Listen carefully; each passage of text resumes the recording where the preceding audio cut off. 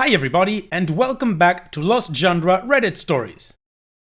This post is from the subreddit Am I the A-hole, and it's by user STN0071.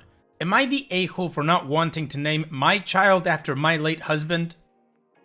Me, 31, and my current husband, 35, recently found out that we are expecting twin boys, and my first husband's mother is livid that we aren't naming one of them after her son.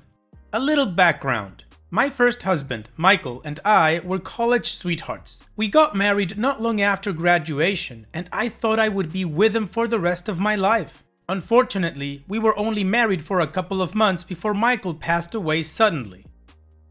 It was one of the worst times in my life, and I never thought that I would ever fall in love again, much less get married again or have a family. I remained very close with Michael's mom, my mother-in-law, and she was very supportive when I eventually started dating again. Not long after I met my current husband, John, I took him to her house so that they could meet. She was so excited to meet him, and I remember going to the bathroom and crying tears of relief that she wasn't angry at me for moving on. When John and I got married, she was so happy for me. On my wedding day, she took me aside and told me that she knew Michael was happy for me too. It meant so much to me to hear her say that. Earlier this year, John and I found out that we are pregnant. At first, mother-in-law was ecstatic, making jokes about being a bonus grandma and asking to help plan the gender reveal party and baby shower. But then, when the subject of names came up, she was shocked that we weren't planning to name the baby after Michael. I explained to her that if it was a boy, we were going to name him after John's father. I could tell she wasn't happy, but she seemed to accept it. Things took a turn for the worst after my 20-week ultrasound, when we found out that I was carrying twin boys. When I told her the news, she flat out told me that I had to name one of the babies after Michael or she would never forgive me. When I told her that we weren't going to do that, she absolutely flipped, saying that I was betraying the memory of her son. I tried to make her understand that as much as I love and miss Michael, that chapter of my life is over, and I feel like it's disrespectful to John to insist on naming one of his children after another man. At first, John said that he would be fine with it if it was what I wanted, but eventually he admitted that the idea made him uncomfortable. I never want to make my mother-in-law think that I've forgotten Michael or that he wasn't important to me, but I don't want to name one of my children after him either, and honestly, I don't think he would have wanted me to.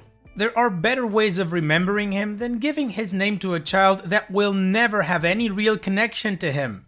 I tried explaining this to mother-in-law, but she just wouldn't hear it. She told me that she would never speak to me again if I didn't name one of the babies after her son. She's been a really important part of my life and I don't want to lose her, but at the same time, I feel like she's giving me an unfair ultimatum. I might be the a-hole because I'm not being sensitive to my mother-in-law's lingering grief over my late husband. He was her only child and my children are the closest thing to grandchildren that she will ever have. And it's understandable that she would want one of my children to be named after him. Am I the a-hole? Well, OP, no, in my opinion, you are not the a-hole and you are doing the right thing. You moved on. It was a difficult time in your life, but apparently you've worked through it, you've come to terms with what happened and you grieved, and now you've moved on and you gotta keep on living. You are not betraying your late husband's memory by not naming one of your children after him. That is an unreasonable request. Sure, it might be understandable from her point of view, but it's still unreasonable. Your ex-mother-in-law is putting you in an impossible position, and unfortunately, she is on the losing end of this one. Now, the part that strikes me a little bit weird is the fact that she was all for you going out on dates and moving on with your life. She was super happy to meet John and that you were getting married. However, she flipped out when you didn't name one of your kids after her son. And that makes me think that she's still hanging on to something that she hasn't worked through, but that's just speculation on my part at this moment. And what do you guys think? What is your judgment in this situation? Let me know in the comments section, and now let's move on to the community comments to see what they said. Deleted says, not the a-hole. I feel bad for your ex-mother-in-law. Yes, ex-mother-in-law, so stop referring to her as your mother-in-law. That is disrespectful to your present mother-in-law, John's mother. But she has no right to pressure you about baby names. You said that Michael's chapter is closed in your life, but you keep referring to her as mother-in-law. Then how is it closed exactly? You did good by taking your husband's feeling into consideration, but this is high time to set boundaries with the ex-mother-in-law. And Dopey responds, "You're right, it's just hard to break old habits. I married Michael when I was 21, and his mother and I bonded fiercely in our shared grief after he died. Thankfully, John's mother has been super understanding of my lingering attachment to Michael's mother, but I see now that boundaries need to be set. I honestly never thought about it that way before, so I'm grateful to you and the other commenters who have brought this to my attention." M. Otuzim says, "Not the a-hole, we all grieve differently. It's your child to name, and if you don't want to name them something, don't. Name your child what you and your current significant other think is right. Your mother-in-law is an a-hole for putting this ultimatum on you. She's hurting bad though. Burying your child is one of, if not the worst thing in this world. Up to you if you want to give her a pass on being an a-hole about this versus just cutting off the connection yourself. Not an easy choice. Congrats on the new babies though, and good luck in life." Special Koala 1093 says, "Not the a-hole. It's great that you have maintained a great relationship with your late husband's mother. That doesn't change the fact that your kids have no connection to Michael. It would be unfair to your husband and to the kid. Does your name have a story? Oh yeah, I was named after my mom's first husband.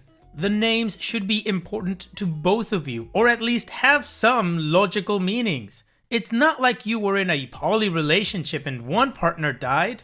Also, where I live, it is said that it's bad luck to name a child specifically after someone dead." Additional information from OP's comments. Michael was an only child and she has virtually no other family, which is why I've made such an effort to keep her in my life. My late husband never knew his father, he wasn't involved in his life, and my ex-mother-in-law has been single for the overwhelming majority of her adult life. My husband, John, is completely willing to allow Michael's mother a place in the twins' life, so long as boundaries are respected. John's the most patient, kind, and compassionate man I've ever met, and I tell him so every day. Smiley face. Of course, I would love for her to be a bonus grandma to the twins, but I think naming one of them after Michael would be inappropriate. Also, one of my biggest hang-ups is that I can't imagine having to explain to one of my children that they were named after a man that will ultimately mean nothing to them. Like, yes, you were named after the man that mommy was married to before she met daddy. How much fun is that? However, I did offer to give one of the children Michael's name as a middle name, and she rejected it. She said she would only be happy if one of the babies had Michael's first and middle names. Honestly, in the past month or so, she's become this whole other person. I barely recognize her anymore. I have been in therapy pretty much consistently since Michael's death, but she's never gone once. Honestly, I think this is all her unresolved grief catching up with her. Okay, well, community judgment is not the a-hole. And this last line that OP gave us about the unresolved grief catching up with ex-mother-in-law makes a lot of sense to me. Anyways, let's move on to the first update to see what happened next. First, I just want to address a few things I saw in the comments. A lot of you wanted clarification as to how long Michael has been gone. It will be 10 years this October. And no, Michael is not his real name. Any names that I've included in the post have been changed to protect anonymity. Over the years, my ex-mother-in-law has been a steadfast supporter, always the first to encourage me to live my life and be happy. Funnily enough, I might not have met John if it wasn't for her. A friend of mine had set me up with him on a blind date, and I almost backed out. The only reason I didn't was that my ex-mother-in-law convinced me to go. Honestly, she is the last person I ever would have expected this from, which is why I've found it so hard to deal with. A lot of you have said this is probably her being forced to finally deal with a lot of unprocessed grief, and I think that's probably true. I think at some point I stopped thinking of her as my mother-in-law and started thinking of her as a friend. I thought that she'd come to think of me in the same way, but now I'm realizing that at least a part of her still sees me as Michael's wife. I am hopeful that we will find a way to work it out, but I am prepared to let her go if it comes to that, even though it would make me terribly sad. To those of you who said that I should start putting up some boundaries with her, you are probably right. I honestly thought all of the bonus grandma jokes were harmless at first, but now I have started to think otherwise. I don't want to make any rash decisions yet, until we've both had a chance to calm down. But as things stand now, she has a lot of work to do in the way of regaining my trust. As to where I stand on the name issue, I'm not going to name either of my children after Michael. For those of you who were worried I might cave on this issue, don't be. It was never an option. I briefly considered doing something with a middle name, but ultimately decided against it. I don't want to burden either of my children by naming them after a man they will never have any connection to. As to how we honor Michael's memory, every year John and I go visit his grave on his birthday. It was actually John who started the tradition the year we got engaged, and we haven't missed a year since. Maybe someday when they're old enough, we'll take the boys. I don't know how exactly, but I'm sure I'll find a way to explain to them who Michael was and what he meant to me. For those of you who asked if this was having a negative impact on my marriage, the answer is no. John has been my rock through the entire pregnancy, and his only concern during this ordeal has been my emotional well-being. I know beyond the shadow of a doubt that if I wanted to name one of these babies after Michael, that he would let me and never say a word about it, no matter how much it hurt him. Which makes me even more determined not to cave on the issue because I refuse to repay his selflessness with selfishness. As to where things stand with ex-mother-in-law and me, my sister-in-law, brother's wife, is good friends with her. They teach together at the same school. So right now, she's acting as sort of a buffer. She says that she thinks ex-mother-in-law is having a long overdue emotional breakdown. We both agree that she has avoided fully processing her grief and now it's all coming to a boiling point. She's pushing hard to get her to see a therapist, and I'm hopeful that we can salvage at least some of our relationship, but if not, I'll find a way to live with it. And finally, to the handful of commenters who insinuated that I am still in love with Michael and that I'm not being fair to John, let me just say that until you've been in my shoes, you won't understand. Michael and I were very young when we got married. I loved him very much and he will always have a place in my heart. But John is absolutely the love of my life. It took me years of therapy, but I don't feel guilty about it anymore. Thank you all so much for commenting and leaving your thoughts. It's helped me so much to process things and sort out my emotions. Planning to see ex-mother-in-law later this week after current in-laws leave. Alright, well now we've got a lot more context and what's going on with the mother-in-law and OP and all of that. Anyways, let's move on to the final update to see what happened next. I meant to do this sooner, but it has been a wild month. As it turns out, carrying two human beings inside of you takes a bit of a toll, and lately I've been feeling it. As of yesterday, I am at 32 weeks, which means we're officially out of the danger zone if the boys decide to come early, but hopefully they'll stay where they are for a little while longer. A user suggested that my ex-mother-in-law could take a godmother role to one or both of the boys instead of a bonus grandma role, as it is more clear and it shows that the person is not a relative, but it's still a socially accepted role very close to actual family, and I love this idea. Unfortunately, at this point, it seems as though she isn't in a place to accept something like that. Since I originally made the post, I've realized that she's not well mentally.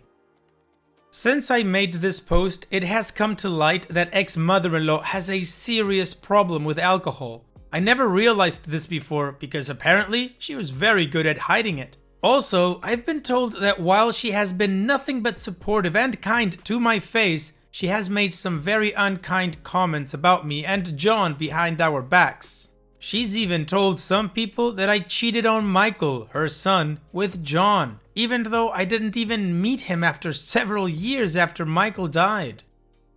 We've been no contact for about 2 weeks now, and it's been breaking my heart a little, because up until recently, she was one of the kindest, most loving people I've ever known, and it's been hard for me to accept that she could be so hateful towards me. Plus, she's incredible with kids. She's an elementary school teacher and has won Teacher of the Year twice. And once upon a time, I had hoped that she would be a godmother-like figure in my boys' lives. Maybe it's just the hormones, but lately I've been so sad that they'll never know the love she might have given them, because even if she does get better, I'm not sure I'll ever trust her to be around them, and it makes me very sad because Michael adored his mother and it would break his heart to see her like this. Because as awful as she has been to me lately, I know it's just because she's in pain. Still, I know he would understand why I've decided to cut her out of my life. I truly hope that one day she'll heal and we can find a way to be friends again.